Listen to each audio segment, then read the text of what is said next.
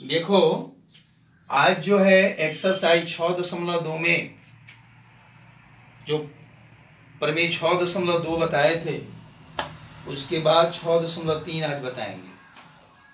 इस अभ्यास में 4 ठो प्रमेय है, 6.2, 6.3, 6.4 और 6.5। तो 6.2 आपको बता चुके हैं। आज प्रमेय 6.3 आपको बताने जा रहे हैं, यानी प्रमेय 6.3। प्रमेय 6.3 क्या है? तो यह प्रमेय है कि यदि एक तिर्यक रेखा दो समानांतर रेखाओं को प्रतिच्छेद करे तो अंतः एकांतर कोणों का युग्म बराबर हो तो वे रेखाएं समानांतर होती हैं। फिर से, यदि एक तिर्यक रेखा दो समानांतर रेखाओं को प्रतिच्छेद करे तो अंतः एकांतर कोणों का युग्म बराबर हो तो रेखाएं समानांतर होती है। अंतः एकांतर कोणों का युग्म, देखिए यहां जो है दो बातें आ गई। पहले अगर समानांतर रेखाएं हम बोल देते हैं, समानांतर रेखाओं को प्रतिच्छेद करती है, तब तो अंतः एकांतर कोणों का युग्म बराबर होगा ही, क्योंकि इसके पहले हम समझाए थे कि एक ही तल में स्थित अगर दो रेखाएं समानांतर हैं और एक तिर्यक रेखा उन्हें प्रतिच्छेद करती है, तब तिर्यक रेखा के अंतर्गत बनने वाले प्रत्येक अंतः एकांतर कोणों का युग्म बराबर होता है। आपको लिखवाए भी है, लेकिन यहां है कि यदि एक तिर्यक रेखा दो रेखाओं को इस प्रकार प्रतिच्छेद करे कि अंतः एकांतर कोणों का प्रत्येक युग्म बराबर हो तो वे रेखाएं परस्पर समानांतर होती है। यानी इसमें जो है अंतः एकांतर कोणों का युग्म बराबर है, यह दिया हुआ है, तो आपको सिद्ध करना है कि रेखाएं समानांतर है। चलिए इस प्रमेय को हम देखते हैं बोर्ड पर। यदि एक तिर्यक रेखा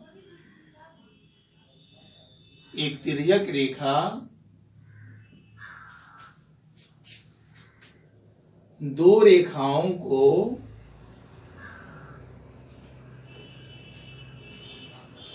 इस प्रकार प्रतिच्छेद करे, इस प्रकार प्रतिच्छेद करे कि अंतः एकांतर कोणों का प्रत्येक युग्म, अंतः एकांतर कोणों का प्रत्येक युग्म बराबर हो तो वे रेखाएं परस्पर समानांतर होती है। वे रेखाएं परस्पर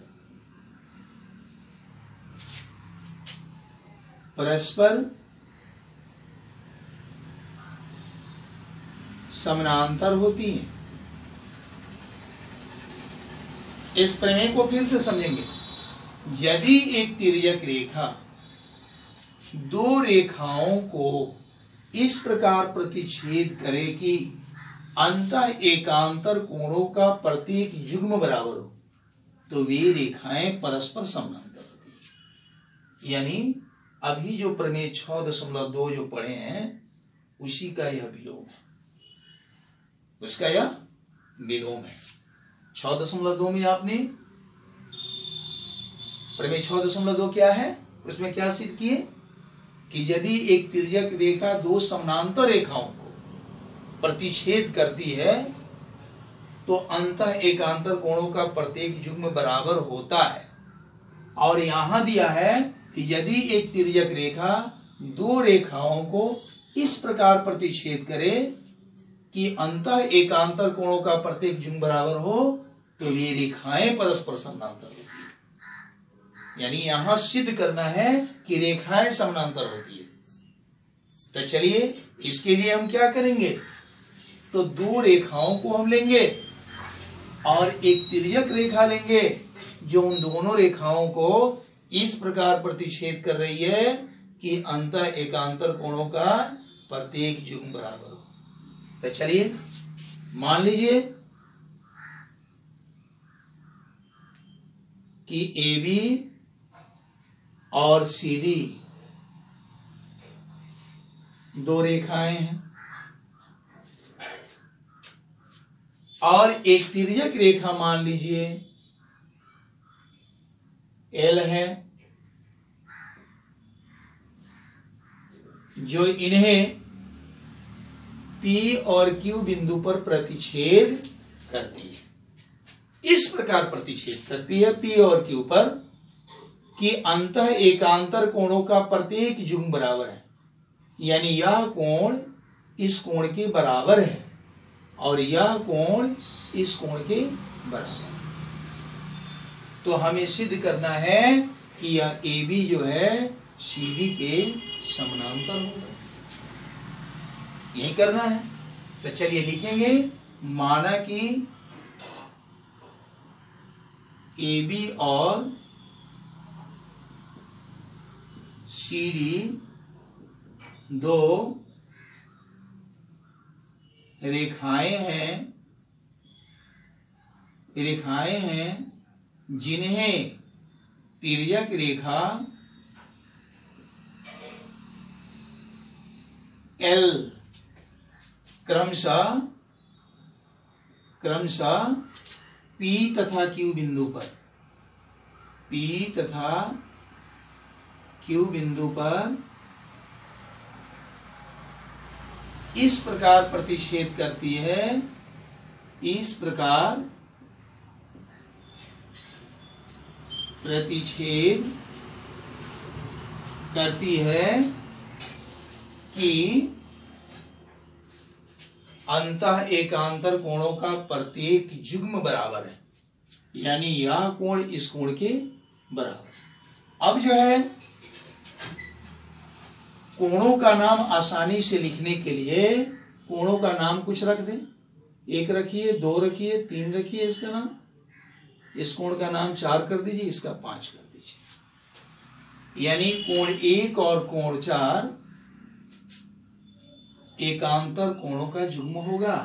यानी कोण 1 बराबर है कोण 4 तथा कोण 2 और कोण 5 अंतः एकांतर कोणों का दूसरा जुग्म होगा। यानी कोण 2 बराबर होगा कोण 5। अब जरा प्रमेय के अनुसार आप देखिए, प्रमेय में क्या है, दो रेखाओं यानी दोनों रेखा समानांतर नहीं है। मान लेना है कि दो रेखा है, तो यही रेखा माने हैं AB और CD दो रेखाएं। एक तिर्यक रेखा प्रतिच्छेद कर रही है, तो उस तिर्यक रेखा L लिए हैं जो इन दोनों रेखाओं को P और Q बिंदु पर प्रतिच्छेद करती है। और यह शर्त दिया है कि इस प्रकार यह तिर्यक रेखा इन दोनों रेखाओं को प्रतिच्छेद करती है कि अंतः एकांतर कोणों का जुग्म बराबर है। यानी कोण 1 बराबर है कोण 4 का और कोण 2 बराबर है कोण 5 का। तो हमें सिद्ध करना है कि AB और CD समानांतर होंगे। यहां लिखेंगे, सिद्ध करना है AB समानांतर CD। आप चलिए प्रमाण में आ जाइए।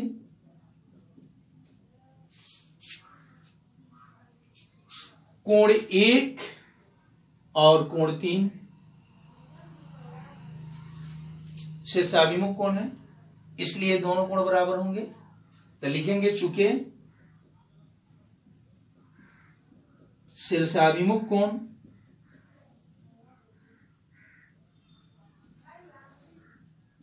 बराबर होते हैं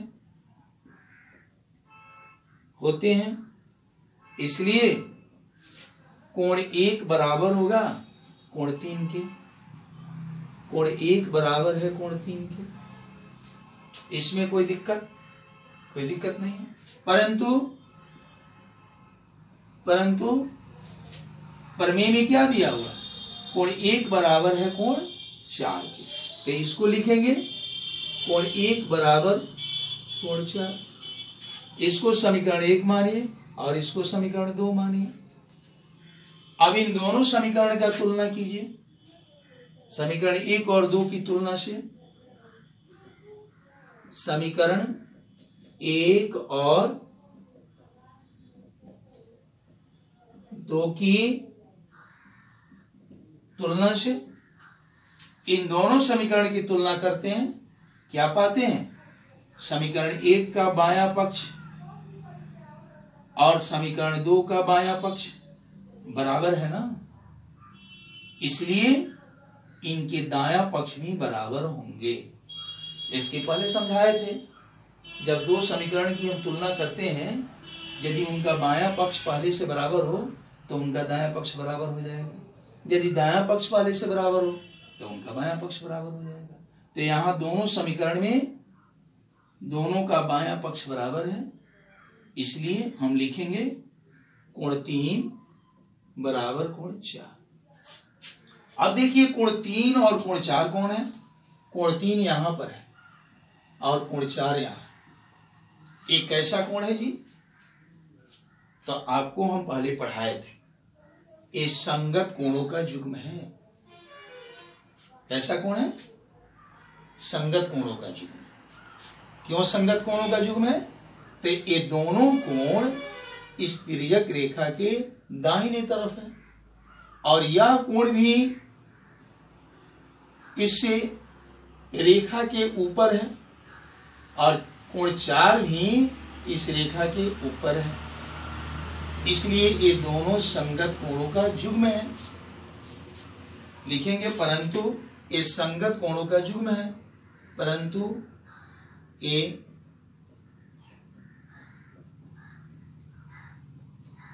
संगत कोणों का युग्म है।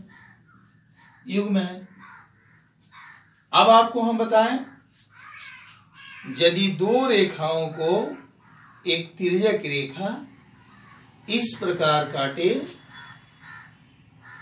कि उनके संगत कोणों का युग्म बराबर हो तो वे रेखाएं समानांतर होती है।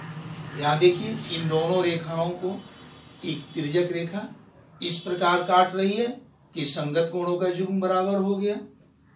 संगत कोणों का युग्म बराबर हो गया, इसलिए ए बी समानांतर होगा सी डी के, इसलिए ए बी समानांतर सी डी सिद्ध हुआ। चलिए अब जो है आगे हम देखते हैं। तो प्रमेय 6.4, अब प्रमेय 6.4 हम सिद्ध करने जा रहे हैं। प्रमेय 6.4 क्या है, इसको हम पहले जाने।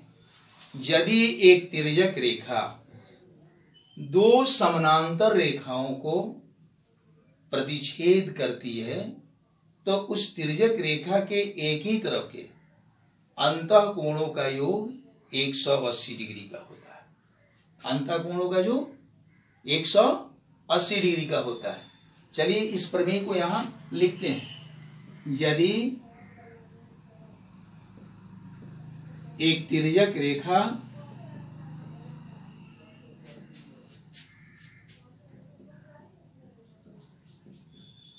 दो समानांतर रेखाओं को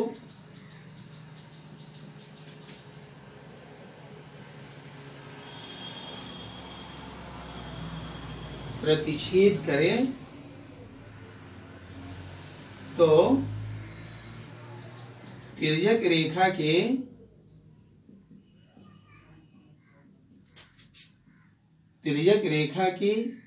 एक ही तरफ के अंतः कोणों का योग, अंतः कोणों का योग 180 डिग्री होता है। अब देखिए, यदि एक तिर्यक रेखा दो समानांतर रेखाओं को, दो समानांतर रेखाएं की बात आ रही है ना, तो यहां पर हम दो समानांतर रेखाओं को लेंगे। मान लीजिए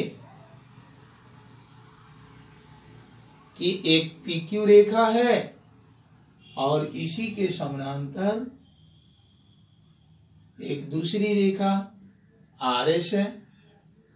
यहां PQ और RS समानांतर रेखा है और इसे एक तिर्यक रेखा या मान लीजिए काट रही है। इस तिर्यक रेखा का नाम A रख दीजिए, यानी तिर्यक रेखा A काट रही है। और किस बिंदु पर काट रही है, तो मान लीजिए यह B और C बिंदु पर प्रतिच्छेद कर रही है या काट रही है। इसी चीज को यहां लिखेंगे, माना कि PQ और RS दो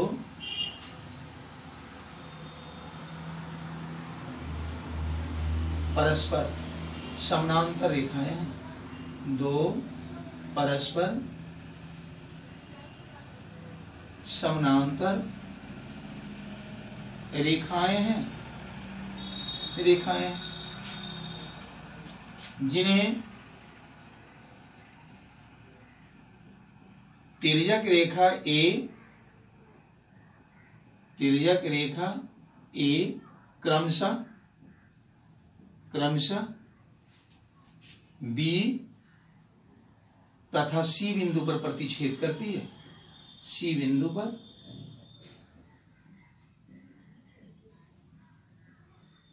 प्रतिच्छेद करती है। सिद्ध करना है, सिद्ध करना है। अब देखिए, इस तिर्यक रेखा के एक ही तरफ के अंतःकोण का युग्म यह है। इन दोनों कोणों का योग 180 का होगा। उसी तरह से तिर्यक रेखा के दूसरी तरफ के अंतःकोणों का युग्म यह है। ये दोनों का योग 180 होगा। यही हम लोगों को सिद्ध करना है। तो इसके लिए हम क्या करेंगे, तो इसके लिए इन कोणों का हम नाम रखेंगे, जैसे 1 2 3 4, ये कोण हो गया। अब इसको हम आसानी से जो है लिख सकते हैं। इन कोणों को सिद्ध करना है, कोण 2 प्लस कोण 3 180 डिग्री तथा कोण 1 प्लस कोण 4, ये दोनों का जो 180 डिग्री होगा। यही हमें सिद्ध करना है। जैसा कि यहां दिया हुआ है, तिर्यक रेखा के एक ही तरफ के अंतःकोणों का जो 180 डिग्री होता है। तिर्यक रेखा यह हो गया और इसके एक ही तरफ का अंतःकोण 2 और 3 हुआ। इन दोनों का योग 180 का होगा।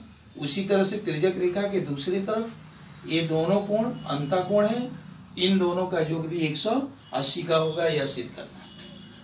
चलिए हम कैसे सिद्ध करेंगे, प्रमाण में आ जाएंगे। एक चीज जरा बताएं, कोण 1 और कोण 2 ये दोनों रेखीय युग्म कोण बना रहे हैं कि नहीं बना रहे हैं, ये जरा बताइए। तो ये PQ रेखा है और इससे BC किरण निकल रही है, तो इसके इधर वाला कोण और इधर वाला कोण ये दोनों मिलकर के रेखीय युग्म कोण बना रहे हैं। इन दोनों कोणों का योग 180 होगा या नहीं, स्पष्ट है कि 180 होगा। तो आप यहां लिख सकते हैं, चूंकि रेखीय युग्म कोणों का योग 180 डिग्री होता है। इसलिए कोण 1 अब प्लस कोण 2 बराबर कितना का है 180 डिग्री। अब देखिए कोण 1 और कोण 3 क्या है, अंतः एकांतर कोणों का युग्म है। और इसके पहले प्रमेय 6.2 में आपको सिद्ध किया गया था कि दो समानांतर रेखाओं को एक तिर्यक रेखा प्रतिच्छेद करती है तो अंतः एकांतर कोणों का युग्म बराबर होता है। ठीक यहां वही बात है। यहां जो है क्या है, PQ और RS दो समानांतर रेखा है और A एक तिर्यक रेखा है जो इन्हें प्रतिच्छेद करती है। कोण 1 और कोण 3 अंतः एकांतर कोणों का युग्म है, इसलिए ये दोनों कोण बराबर होंगे। अब देखिए कोण 1 और कोण 3 बराबर होगा, इसलिए हम कोण 1 की जगह पर कोण 3 लिख सकते हैं, कोण 3 की जगह पर कोण 1 लिख सकते हैं। तो चलिए यहां कोण 1 की जगह पर हम कोण 3 लिख देंगे, कोण 3, और कोण 2 को हम जैसे के तैसे उतार देंगे और ए भी उतार देंगे। यहां लिखेंगे चूंकि कोण 1 बराबर कोण 3, ये जो 1 के बदले में हम 3 लिखे हैं, 1 के बदले जो 3 लिखे हैं उसी को यहां स्पष्ट कर देंगे।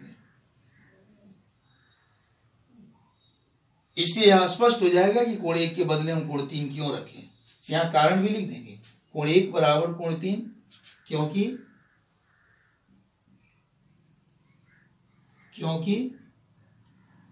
अंतः एकांतर कोणों का युग्म है, अंतः एकांतर युग्म कोण है, युग्म कोण है, बस लिख देंगे।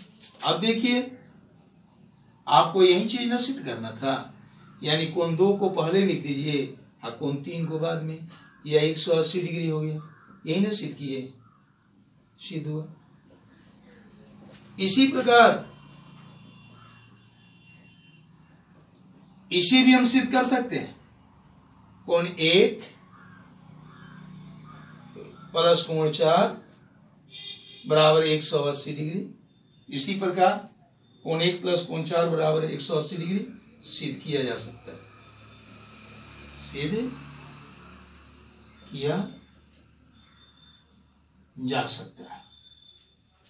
चलिए अब जो है यह प्रमेय 6.4 भी समाप्त हुआ। अब एक और प्रमेय है, उसको कल हम लोग देखेंगे और उसके बाद इस अभ्यास का क्वेश्चन जो है हम शुरू करेंगे, बताएंगे। आप लोग से यदि संभव हो तो अभी जो 3 ठो हम प्रमेय बताए हैं 6.2, 6.3, 6.4, इसी पर आधारित इसके अंदर का क्वेश्चन है, उसको आप बनाने की कोशिश करेंगे। इसी के साथ धन्यवाद।